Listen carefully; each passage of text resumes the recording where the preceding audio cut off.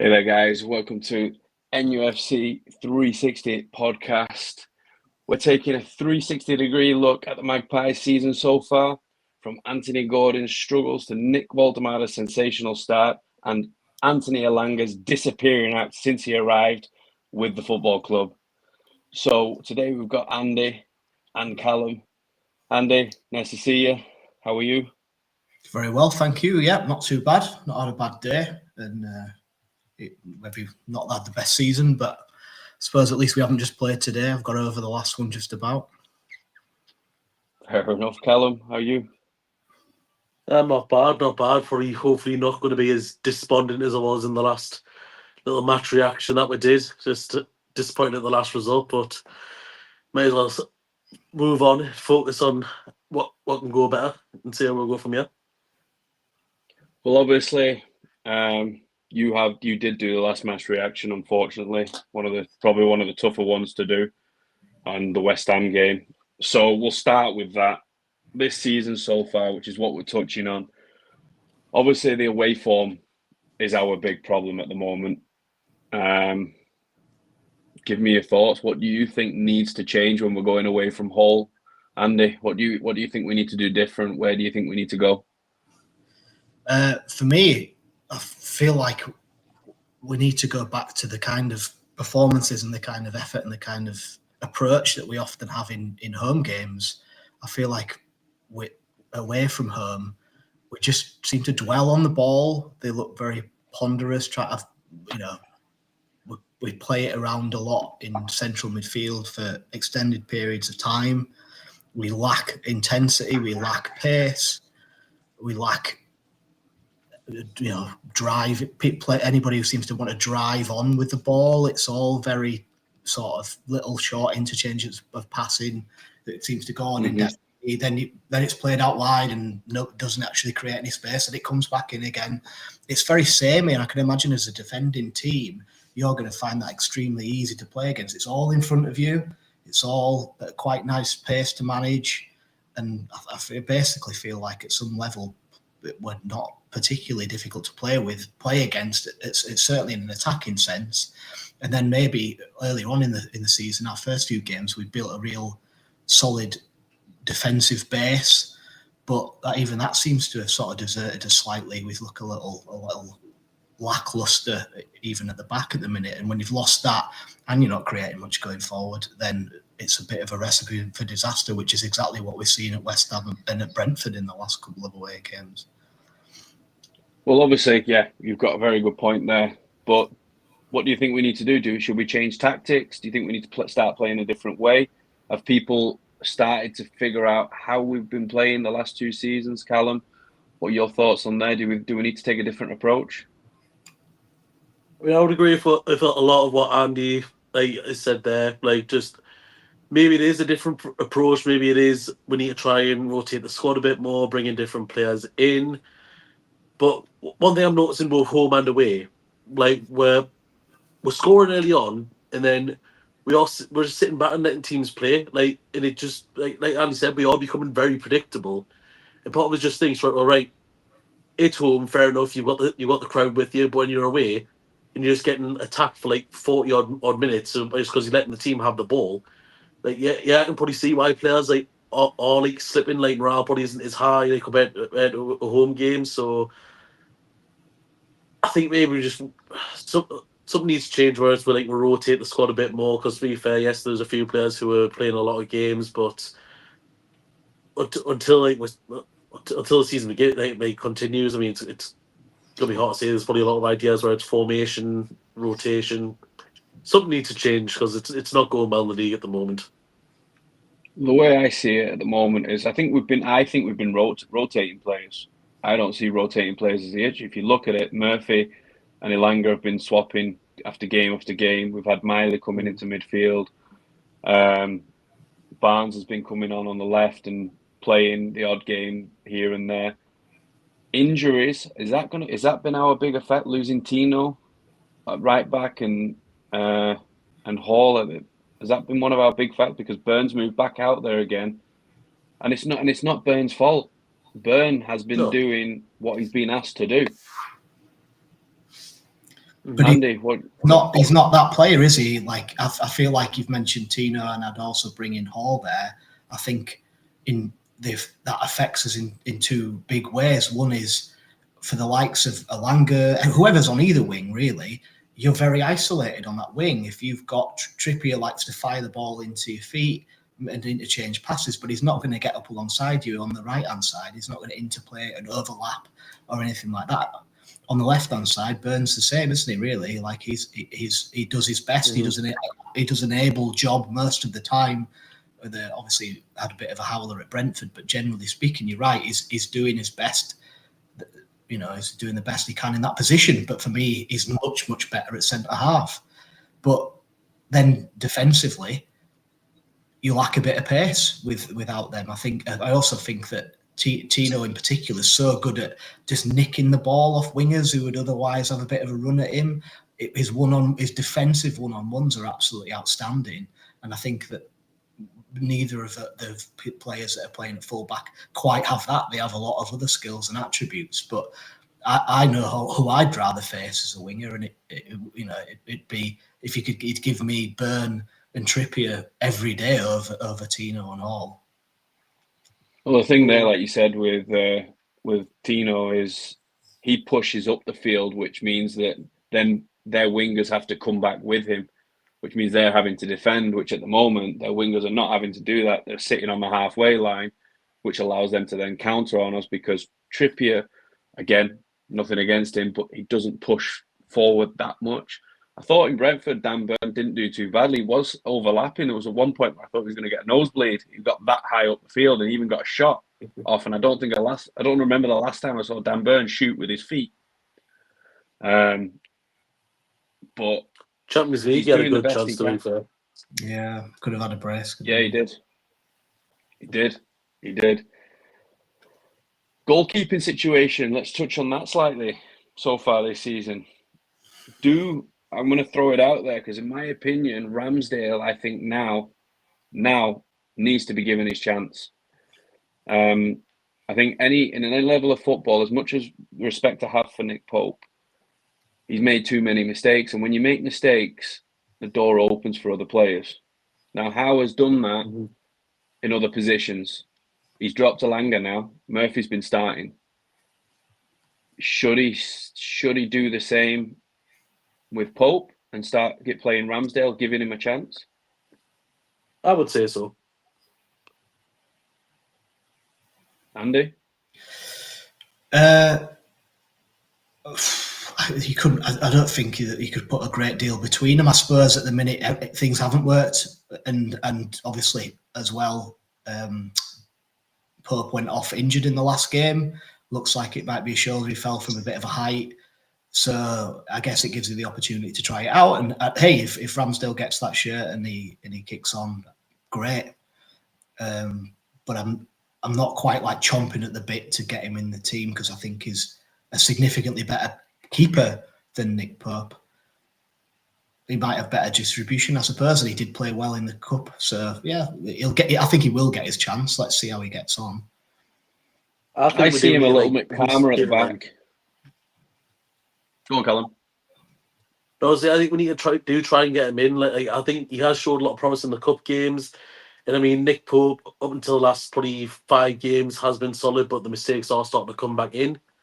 And I think again, going off how let's be honest, we've got a very aging goalkeeper department, and really we need to get a bit of younger blood in there. And I think really, if we can get Ramsdale in, get a decent fee for him in the summer, just get him a part of the squad now, so we can know he's build on something. And yes, his distribution is 100% better than Pope's. And I mean, that's the way football's played now. You can't just be a good goalkeeper; you need to be a good footballer. And we need to start bringing Ramsdale in now. No, I'm 100%. I 100% agree. Pope for me is a great shot stopper, but he's been coming out for crosses and missing them. Too many trying to punch the ball. I think the team get nervous when he kicks the ball. Well, I know we do as fans when we're watching either on TV or in the stadium. I think Ramsdale has I think he does as well, yeah. Sometimes he just runs into no man's land as well for no reason, which I can't get my head around. Whereas Ramsdale, I feel, is a little bit more composed when he gets the ball to his feet. He knows how to pass the ball. He knows how to receive the ball. His distribution, I think, is a little bit better. I think he's calmer at coming to collect the ball in the box when there's a cross or a corner. One of the things I think, if I remember, tell me if I'm wrong, one of the comments I think that was made when he was at Arsenal was he got too involved with the fans and he got told not to, but that's the sort of thing that we like. So if fans are giving him that sort of encouragement and he's turning around and getting involved with fans, and I think it's only going to be good for both parties. I think one of the observations I've heard about him as well is that he's much more vocal than Pope is. In I suppose if you've got a relatively unfamiliar back four, and there's been players in and out, maybe somebody who does communicate a little bit more might help with a bit of defensive organisation. So maybe that's another thing that stands in his stead. So we've got next games coming up. We've got City at home. We've got Marseille away. We've got Everton away. And after that... Is it Spurs at home? Spurs at home. Spurs at home. So City at home. That's where we've got to try and say that's got to be our comeback for the season. Now, we've got to put one hell of a performance in against them at St. James's Park, which we have done before. And it is possible. Now, what do we think the team, if we had that full squad available for that game, no injuries, what team would you start?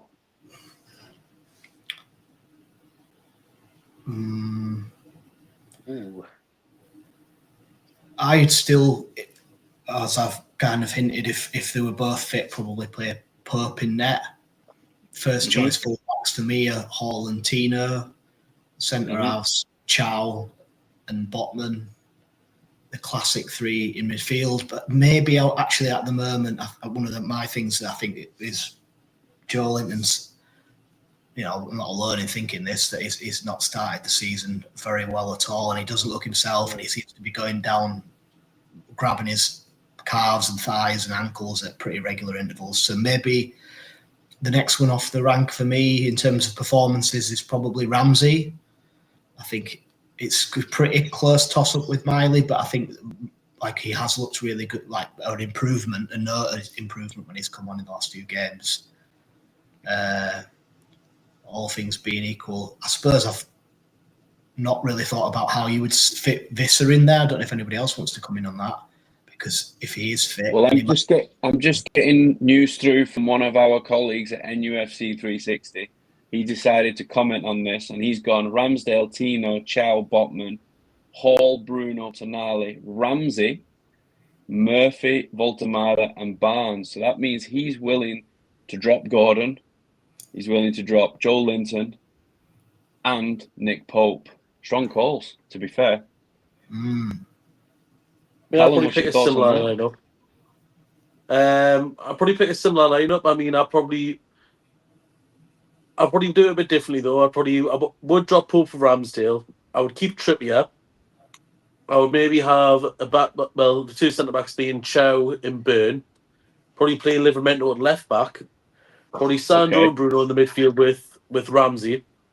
And I probably would have Murphy and Barnes on the wings, but I probably will stick with Voltemada. I mean, it would be interesting to see Risa come in if he was fit, but just to maybe give the opposition something different to think about, because in the minute Voltemada, he's just getting doubled up on every time and being felt to death. So maybe just switch the tactics a little bit, but yeah, I would keep the leadership of Trippier in Byrne in the defence. To be fair, that's my main reason for that call. But yeah, I think I agree with everything else. We're dropping Pope, Joe Linton, and Gordon. Just all haven't been great really in the last few games. Visser coming back with the option to play 4-2-3-1 as well, wouldn't it? You could play Voltemada as number 10 and have Visser beyond him. And I think that might be good for Voltemada as much as anything, because he looks so isolated, particularly away from home, because of that lack of intensity and pushing on. He's got nobody around him to interplay with. He's trying to beat two men up his backside, and he's got no space to manoeuvre in. He's being asked to do a lot every time he gets the ball at the moment. No, I agree. I do think we need to play someone else there. Well, he's got 6 goals in 14 games, so that's not a bad stat that he's had. But I think a lot of teams now do see him as a threat, and they are doubling up. But the last 2 games, anyway, I think West Ham, Brentford defenders were doubling up on him, which was keeping him out of the game. Brentford, I didn't even think he was there. To be fair, it got to that point where they were just doubling up on him the whole time. But I was only watching bits for that game. Unfortunately, I was working, so I was having to just see whatever I could see. You didn't miss much. Yeah, it wasn't. I got told that. But this is the big question here now. Obviously, last season was last season. We got a cup, we walked away. At what point do we start questioning Eddie Howe? I'm going to throw it out for about 2 years, to be fair. Okay. I think you have fairly contrasting opinions on this one, but I'll let Callum go first. I was going to say, Callum, you got your first bite on that one, so off you go. Like, look, Eddie Howe he is by far the best manager of my lifetime. Like, there's no ifs or buts about it. But to be fair, like, I feel like I've saw the limitations of Eddie Howe early on. Like, he's a great Premier League manager. I mean, yes, he's won World Cup, but I feel like just this level is where we're at now. Is like, yes, we'll try for Europe. We might get into Europe. Like, hopefully, I think that's Eddie Howe's level.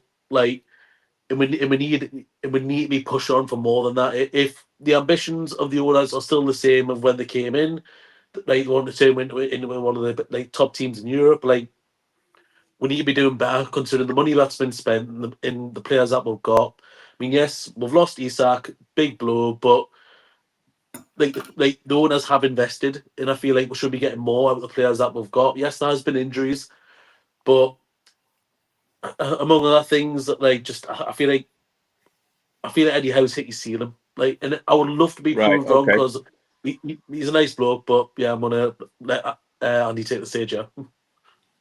Very quickly before Andy does, so that's your opinion where you think that he's hit his peak. So if you at that opinion that now it's the time to change, who do you think should replace him? Who would you consider?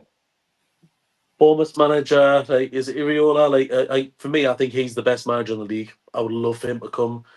I mean, there's the whole, like, sort of like the fairy tale ending if Jose Mourinho came in, like, with Bobby Robson's legacy, but it would probably have to be Iriola from Bournemouth. Like, for me, he's the best manager in the Premier League. All right, interesting. Go on, Andy. You give me your take on this one. Where to start? So I think I'm going to mention a couple of things that people see as weaknesses of Eddie Howe to begin with. So, and then give you my own spin on that. So, the 2 things I see most classically criticised for is loyalty to players. That players seem to be able to ride things out, hang around at the club for longer than maybe you'd think. And then his in-game management, because I don't think really he has any great weaknesses in him other than those 2 things. The thing I'd say about loyalty is if you wind the clock back 2 seasons, season and a half, Byrne was having an absolute stinker week in, week out. And loads of people, myself included, were saying, get him gone, basically. Get him out of the team, get him out of the squad even. He stuck with him, and look at the season he had last year. You wound the clock on 18 months. He scored a goal at Wembley for us, basically one of the biggest goals in our history. He's an England international, and for me, he's an absolute stalwart of our defence for the most part. That loyal, if a different manager had been there at the time, he'd have long since gone. So you look, for all you can criticise Howe for his loyalty, it gives players chance to come good. And we wouldn't have had the season that we've had if we didn't have Byrne. And then the other side, in terms of in-game changes, you can bring in assistants, coaches, etc., to help you with that. What you would lose in getting rid of him in terms of the his overall ambassadorship for the club, how he is, see players literally on their day will run through brick walls for him, the way that he improves players, etc. You would lose so much if you got rid of him that I feel like you can iron out that particular weakness of in-game changes with perhaps some backroom staff. And I think he's probably not so stubborn that he could see that that's a weakness that he has in his managerial approach. But it would break my heart to see him leave our club. And I think that we would, as much as I can appreciate the point that maybe he's reached his ceiling, but how do we ever know? Because he's only basically, this is his first, for me, true test of how good a manager he is in the last 10 games. And it's obviously that you've only really seen how bad that's become in the last maybe 4 or 5 games. He has so much more credit in the bank as far as I'm concerned, in terms of the idea that you jettison him now. Just how do you ever know where his ceiling is? If as soon as anything gets choppy, you get rid. Interesting. Well, I'm gonna tell you. I think both of you got some very, very good, valid points. I think Callum, I think hitting the limit is the wrong term. There's a part of me that would say if anyone was to come in and replace him, I would love to see Mourinho just for the story, like you were saying.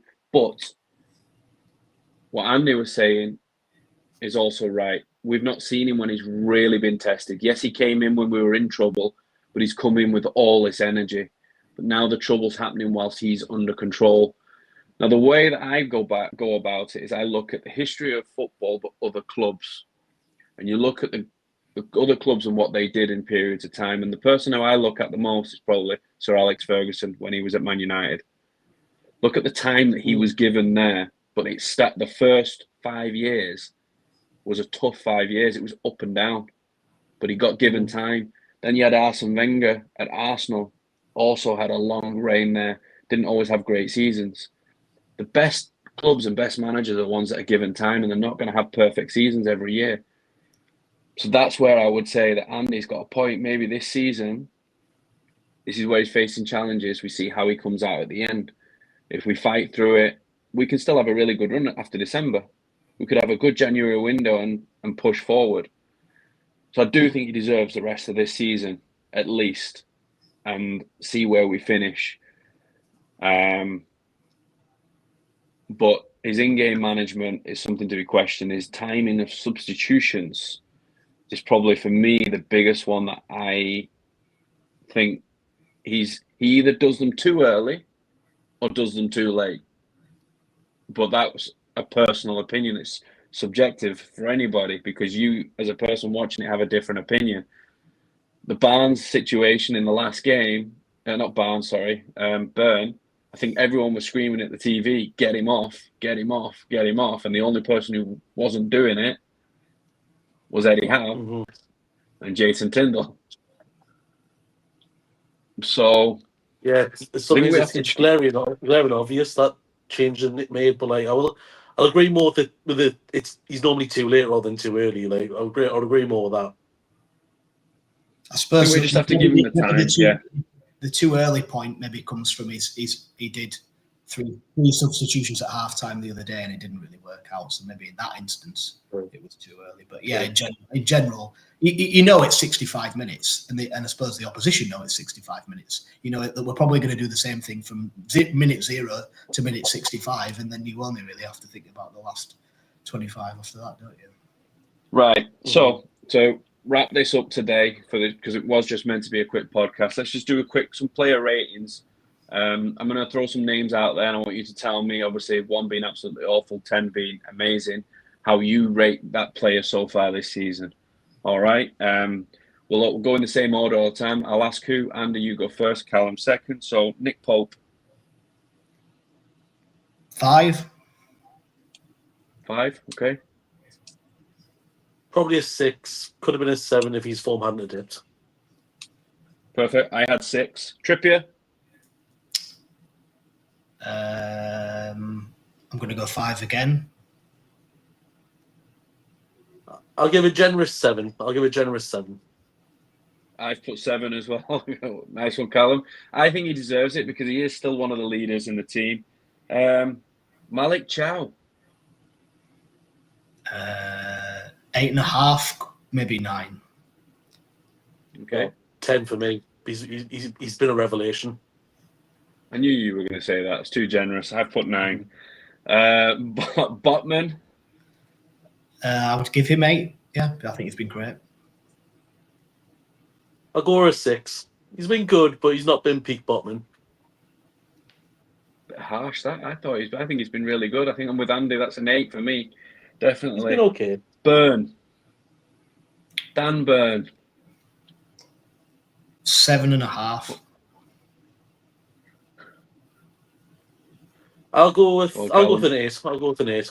I want to get a C name, but I'll go with an 8. I wrote 7/8, so that's probably a 7.5, the same as Andy. Good shout. Tonali. So this is quite hard because you're going by normal standards or his standards because he's obviously on another level. What you've seen at him do on the pitch? Me personally, yes, 8.5, 9, 8.5. Okay. I'll go with an 8. See, I've got him as a clear 10 because I think he's been our best player so far this season. I think he's the only one that has put in solid performance after performance after performance, a constant performer. But that's all right. Bruno? Yeah. I think I'm just thinking of the last couple of games. Bruno? 7.5 for Bruno. I'll give him an 8. I'll give him an 8 as well. I thought you were going to go really low there, to be fair. No, to be fair, I don't like Bruno. I don't like Bruno. I think his form's like changed a bit this season. I think he's improved for me, but I mean, we're going to have to talk about the not liking Bruno thing one day. But let's go over that one for now. See, I've gone 6 because I think his performances have not been the same as last season, and I think he knows it as well. So that was respect for him because I know he wants to play better. And I think he's got a lot more to offer. I think this season he hasn't performed. Joe Linton? I'm going to give him a 4, but I don't think he's right. That's not criticising him as a person, but it is effort and willingness, but there's something not right with him. I don't know what it is, but it's not right. I'll give a 4 as well. Like, he's just not been the same as he has been in the last few years. Okay, I put 5 because I think the same. I think everyone's on the same page. He's not playing the same as what he has been playing. Voltemada, one of our new signings so far this season. What are we giving him? Probably 8.5. I think, I don't think that's too lower marks. But yeah, he's had some very good games. He's had some quieter games. I'd probably give him about that. Yeah. I feel a little bit harsh, but I'm going to give him a 7. I mean, I feel like it should be higher, but I think it just maybe once he starts getting the support and he can actually start linking up with the team, like it'll probably change. But I'm going to give him a 7. Fair enough. I had an 8, so that's good. Okay, this is an interesting one. Elanga. I'm going to go 3. 3. I'm not going to go too low, but I suppose that's literally the lowest I've given. But I would say 3. I'll say 2 for now, but there has been some glimpses in the last couple of games of the Elanga that was at Nottingham Forest. So hopefully he might kick on after this international break. Fingers crossed. Go on, Jason. Well, I've got him. Well, I've got him as a 2 as well. Oh. And you're saying you hope he kicks on. The only time he kicked on was in the first 3 minutes of the first game of the season when he ran through and got a shot, and that was the only thing that we've seen of him up to now. Yeah. So I don't know which part you want him to kick on from, but let's keep wishful thinking. It must have been a good 3 minutes if it avoided him getting a 0. If he's still carrying a few marks just for that. He still made some runs and he still made some crosses. I don't want to say. I want it to work for him. I do want it to work, but he has done a few things. Like, I think Callum just said it. He's had a few glimpses. And I agree. He does a few things. Well, that was I thought he was really good in that. Exactly. He has had one good game. Gordon? 5. I think, for Gordon. Not his best season so far. Hopefully he kicks on. But I mean, if it wasn't for his Champions League form, he probably would have been getting a 2, but probably for his Champions League form, he'll get a 4. Barnes. By the way, I put 4 for Gordon. 4. Barnes. 7 for Barnes. I think he's had a few good performances. He's chipped in a few goals. I don't have any problem with how he's performed. Yeah, I'll go with Andy. Like straight 7 again. He's been quite consistent, I would say. You know, something like what we haven't really had from wingers like recently. So yeah. I've gone 7 as well, so it's all around 7s there. So we all agree on Barnes, steady performer. Murphy. Murphy, I got 8. I think he's been our best winger. He's some decent assists and a couple of goals, and I haven't seen him play particularly badly in any game.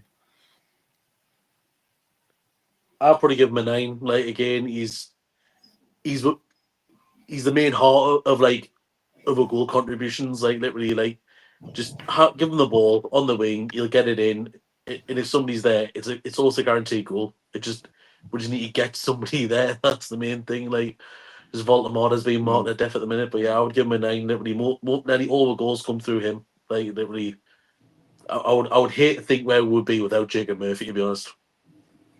Well, I've put 7, and I think 9's a bit high because yes, he's put the goal and assist, but there's still, I think the last couple of games he starts the first 10 minutes really well, but then he gets sloppy. And he starts misplacing simple passes. But I do think he has still been solid in some aspects, which is why I've given him that 7. I don't know. I think the other players we don't need to rate because they've not had that much time. But Ramsey, do you think that's been a good signing up to now? Yeah. What would you rate him? What would you give? Sharpish. 7.5. Like I say, it's difficult to give him much more because he's not had a huge amount of game time and he's been in and out. But I've liked what I've seen. I think he looks like a nice different option. And as I was kind of saying earlier, I think if you do look to move Joe in and out of the team, he's the one I'd bring in. So yeah, say 7.5. Mm-hmm. Yeah, I'd probably say about a 7 about a 7. Like I don't think he's had much opportunity, but from what I've seen, I'm hopeful. I think there is more to come from him as well. Like, just have to give him time in the team, see what happens. Perfect. No, I've put 7 as well for him, but like I said, then we've got the rest of the squad. We can't really judge them. Ramsdale, Miley hasn't really had that much game time up to now. Osula off the bench, playing the odd minutes here and there. I think that was a solid base of the squad. I think we're on the same page really on a few of them. Let's just hope that we can get Alanga to start picking up his game. I really hope he does. I want him to start passing the ball and stop just expecting to run into empty spaces and stop trying to force it. I don't know if you see the same thing. He forces it. We've got Wissa coming back. Have we got a date on when Wissa's coming back? Is there any? They're still saying there's no confirmed date. Do we know anything? Have you guys heard anything? Some suggestion he might be on the bench in time for Man City is all I've heard. That's something I did hear as well, but I don't know. I think every week it's changed, but it would be interesting to have that extra option there. Completely. I think it'd be a real game changer. Just a different avenue of attack, a properly competent second forward. Well, Osula is a bit of a mad dog who kind of runs into corridors, and sometimes he strikes gold. But it'd be nice to have 2 properly functioning forwards. Fair enough. Right, so we've touched on the away form. We've touched on a little bit what's missing. Touched on Ramsey. Guys, I'm going to say thank you on my part for today. Let's hope that we can pick on when the season starts again with Man City. Let's enjoy this international break. I'm going to jump off and watch the rest of the England game, see if that can I think we're be any good. Minute, so. Are you watching it at the moment? Yeah, I don't know, some sort of flicking up and down if you've not noticed. I just thought you were one of the, just practicing to be one of those dogs in the car, just keep moving your head around, but I didn't want to say anything. It's fair enough. As long as I'm happy, yes, flapping in the wind, I'll be fine. Andy, thank you very much for coming on at Pleasure. last minute today. Appreciate that, Callum. Thank you very much. Pleasure as Guys, always. thank you for watching. And we will have another podcast next Thursday for the Man City preview. Once we get more news on injuries, updates on fitness for players, and we'll give our predictions on the scoreline. Thank you very much and take care. Bye-bye.